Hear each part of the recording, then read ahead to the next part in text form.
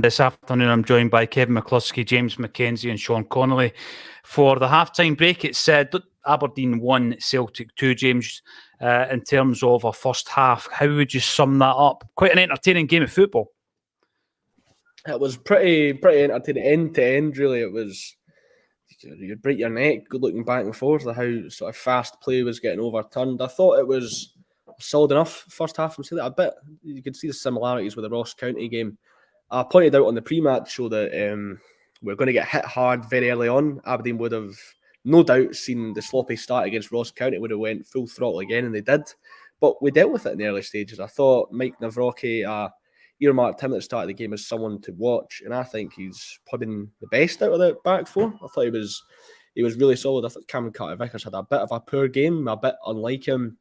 The reason that we looked a bit sloppy at points is because some of our most consistent players weren't perhaps playing to the best of their ability. You like your Carter-Vickers or your Callum McGregor. We were getting overturned too easily. But then on the positive side of things, I thought, I mentioned it when we'd done the coverage of the game against Athletic Club. I thought there was moments where, particularly from set pieces, we would stop them breaking away very good. I thought Turnbull was cutting out a lot of the attacks before he could even really get started. I thought Callum McGregor was doing a lot of the same stuff. And I thought it was really solid. Kevin, have you got any sort of players in particular that you would earmark as like having a very impressive first half? Yeah, I would add into that Matt O'Reilly in the midfield. I thought he's had a really good first half. He's covered the space really well. He's taken up a lot of good positions in that kind of right-hand side of the three in the midfield. Been really impressed by what he's done. Played a couple of really good forward balls as well, mainly for Abada. There was one near the end of the half. I think he tried to cross it in for Kyogo. It's just been cut out. So, yeah, I think actually it's been a really, really good game. It's the type of game that you want to see in the SPL or the Cinch Premiership, whatever we're calling it these days. It's been really competitive. I'm going to have to give Aberdeen lots of credit because I think they've been fantastic in that half. They've pressed us from the word go. They've pushed us back. They've forced us into making mistakes and playing long balls when we don't want to do that. So I think you give Aberdeen lots of credit. They've been really proactive in the way that they've come after us. But as the game's gone on, we've kind of managed that, and we're 2-1 up. We've taken our chances, and that's all you can do. So it's been a really competitive game. We're ahead at half time. I'm sure Brendan will have the players in and give them a wee bit of insights into what they can do better for the second half. But 2-1 up, can't complain too much. I'm going to disagree slightly with your point, James, on Nawrocki. I thought he was I got called in this earlier. How do you say it? Nawrocki. I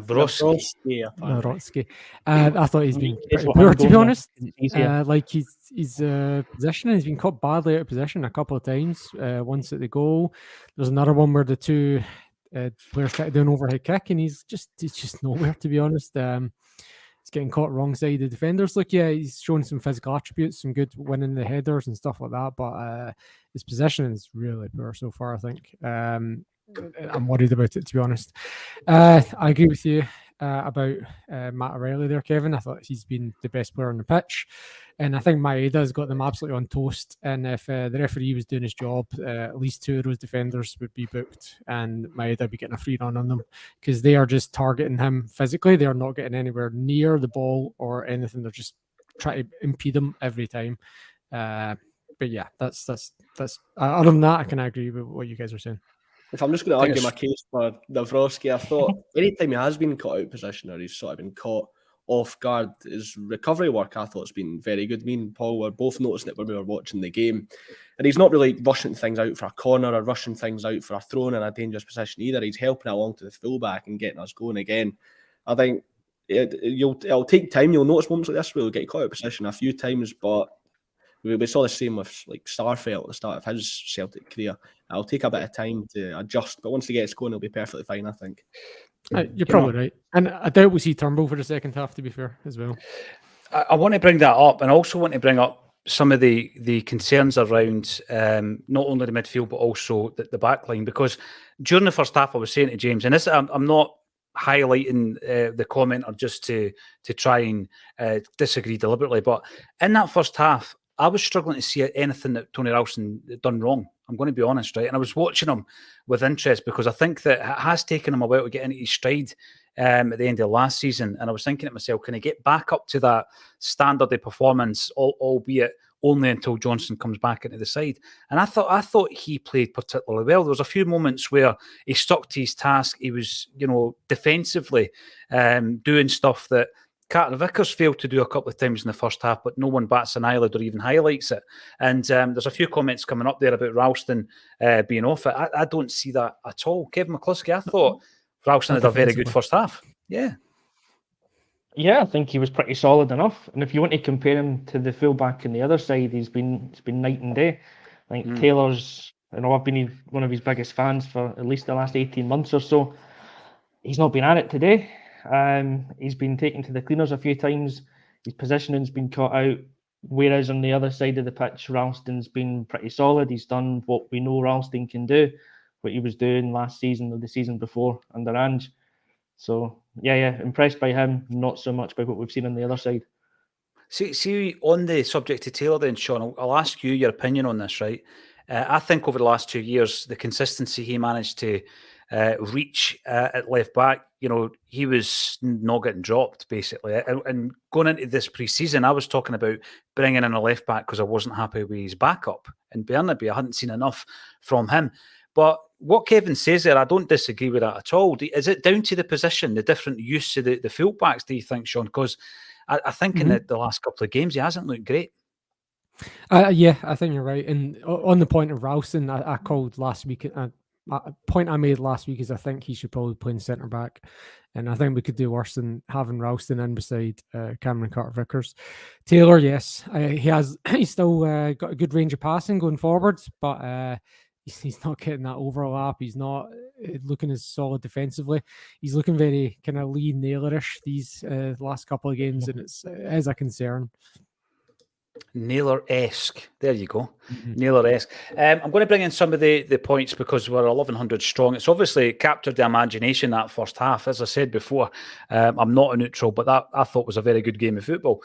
We can look at all the defensive frailties and the fact that we're giving the ball away far too often in the midfield. But overall, very good game of football. Paddy, you're not happy with the back passes, the slack passes, the missed passes. And I've got to agree with that. There's a player there in Abada who, he opened the scoring. He done very well, actually, to do that because a lot of people were about to criticise him for knocking it in. He should have just left it. No, he done the right thing. He scores the goal.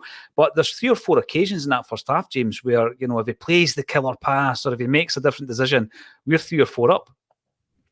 Yeah, I've been sort of raving about Abada for ages on a Celtic state of mind, so it's only right that I call him out when he doesn't do too good. That he shows some good anticipation for the first goal, which I can't believe it took too long for them to come to the decision that it wasn't offside before the angle that perfectly showed it was onside was shown. Me and Paul were still saying that's onside. It comes off the Aberdeen head anyway. But there was, I think it was Eric that mentioned it in the chat. He's been pretty greedy at a lot of points.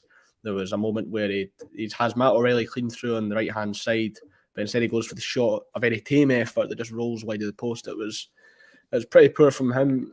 And there was moments where they had the killer pass. Maida, as I think it was Sean that mentioned, has been absolutely phenomenal. He's my sort of player of the half in that first half. There's so many moments. Nicky Devlin will be having nightmares about Maida tonight because he was causing so many problems, and there was so many moments where he was free on that left-hand side and Abada didn't just pick him out. Another thing I sort of earmarked from that first half was that we saw Kyogo dropping deep again. There was so many points, even dropping deep and doing the defensive work when it looked like we're under pressure to cut out a potential Aberdeen breakaway.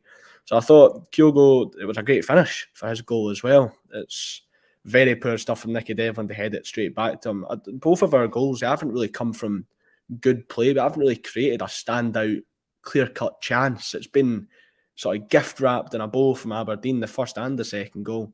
So if we can create a bit more sort of chances, put a bit more pressure on Aberdeen, then I'd be pretty happy. Yeah, I'm going to bring in some of the comments because it's 1,200 strong on the live stream. CB, Taylor and Ralston have been poor. Luckily, their defence is worse. I disagree with Ralston. I think he's been solid. And Vincey, 3, O'Reilly wanting a quicker ball from the defence. I've been very impressed with O'Reilly, but it seems as though, Sean, I might be wrong, it seems as though the game is passing McGregor by a wee bit. Yeah, he got caught in possession once, and he's had a couple of heavy touches. He's certainly below his usual standard, but he's got such high standards, right? He's not. I wouldn't say he's poor, and I wouldn't say there's anyone better on the bench that could do a better job. But yeah, he has been subpar. But the game, and look, there was a few comments saying, and you mentioned Paddy's comment about the slack passing and stuff like that, and I think the game is just absolutely frenetic in terms of pressure. So I give them a little bit of an out in that. Where I don't give them an out on is the goal kick, where you're not under pressure when it's a dead ball and we can't get out from a goal kick. So I'm not going to give them a buy in that one. No, this is it. James and I were talking in the first half that, some players get a bit of free buy at times. We've been accused of it here on Acsom. We don't give McGregor a hard time when he's not playing well. Carter Vickers can't have a bad game, etc., etc. But I think what happens is you build a perception of a particular player. I think Ralston suffers from this badly. In a negative sense. He can't have a good game. It's Tony Ralston. But actually, when you break down his performance, I thought he was solid in that first half. I want to talk about Maida, though. I thought, Maida has looked so sharp. And we spoke about him all the way through the pre-season. Kevin, you've done most of the games in the pre-season. Obviously, that one standout performance playing centre forward and scoring a hat-trick in the first half.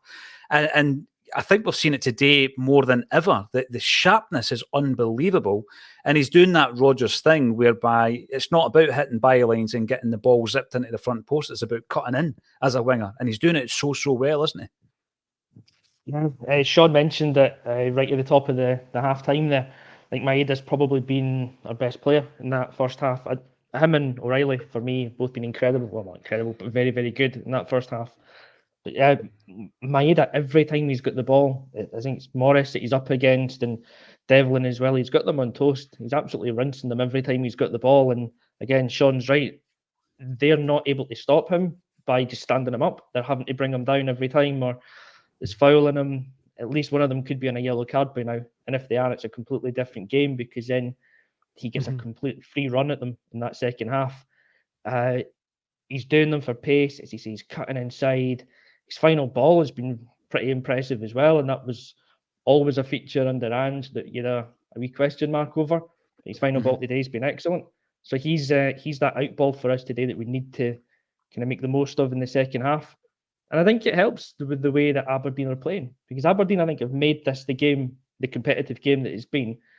Paddy's comments about the slack passing is largely down to Aberdeen pressing us and not giving us time on the ball and forcing us back. But at the same time, because they're actually being quite aggressive, they're leaving a bit of space in behind and they're holding a fairly high line for certainly a team playing against Celtic. And if we can just capitalise on that, get the ball forward a wee bit quicker, get it down the channels, Maida with his pace and Abada on the other side as well, we'll get in behind and we'll cause them problems in that second half. I want everybody to screenshot the comment I'm going to be bringing up next. Never thought I'd see it. It's Daniel F. praising Joe Hart. And it happened, by the way. Joe Hart has actually done very well. Daniel, fair play to you for coming away with that. We'll get it laminated and stuck on the fridge. Great to hear from you, as always. I want to talk about the Hatate Turnbull thing before we go back, because, again, a conversation I was having in the first half is that a lot of people... Sorry. Stephen Welsh is on. Who's he replaced? I don't know. I've not seen it yet. Cameron Carter Vickers is on. Hatate's on as well. I'm just going to ask the question, what do you do with Turnbull? Right, there you go. There's the answer. Because I think sometimes when somebody makes a point about a player, they're actually keen to see that player play well or not to play too well to prove the point. But obviously, the change has been made. It'll be interesting to see, obviously, Stephen Welsh making that appearance, because we spoke about it in the first half. If that's the teams back on the pack, let's join the action. Thanks, everybody, for getting involved. If you want to comment on the full-time whistle, then subscribe to the channel over on YouTube, 1,200 strong, which is phenomenal. Thank you to Sean and James and Kevin for joining me on a Celtic